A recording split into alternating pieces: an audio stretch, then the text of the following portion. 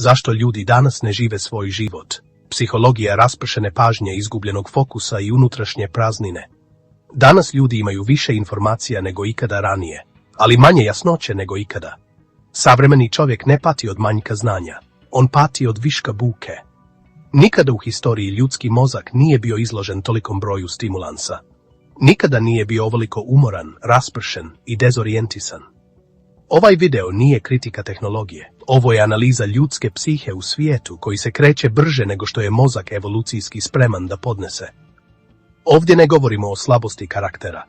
Govorimo o neuropsihologiji pažnje, emocionalnoj regulaciji i gubitku unutrašnje orijentacije. Pažnja je ograničen resurs. Mozak ne može biti fokusiran na sve. Kada pažnja stalno skače, identitet počinje da se raspada. Dopaminski sistem mozga nije dizajniran za stalne mikronagrade. Notifikacije, kratki video sadržaj, stalna novost, sve to preopterećuje sistem nagrade. Mozak tada uči jedno pravilo: traži brzo, izbjegava duboko. Duboko razmišljanje traži tišinu. Tišina danas postaje prijetnja. Ljudi se više boje ostati sami sa sobom nego ostati bez signala.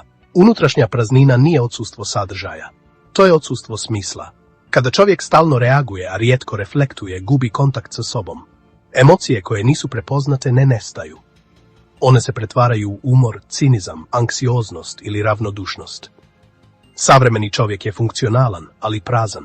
Radi, ali ne osjeća. Komunicira, ali se ne povezuje. Praznina se ne popunjava zabavom, popunjava se razumijevanjem. Većina ljudi ne živi svoj život. Oni žive distrakciju. Društvene mreže nisu problem same po sebi. One postaju problem kada služe kao bijeg od unutrašnjeg dijaloga.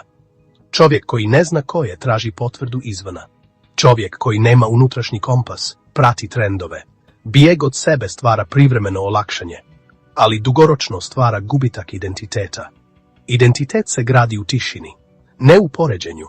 Kada se čovjek stalno poredi, gubi osjećaj vlastite vrijednosti. Počinje da živi tuđe standarde, tuđe živote i tuđe ciljeve. Bez jasnih granica dolazi do emocionalnog iscrpljenja. Ljudi postaju ili previše prilagodljivi ili previše defanzivni. Nijedno nije sloboda. Raspršen čovjek ne zna biti prisutan.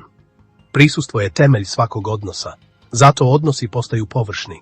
Razgovori kratki, veze zamjenjive. Ljudi su zajedno, ali emocionalno udaljeni, jer niko više ne sluša do kraja. Fokus se ne vraća silom, vraća se sigurnošću. Mozak mora osjetiti da nije u opasnosti, da ne mora stalno reagovati.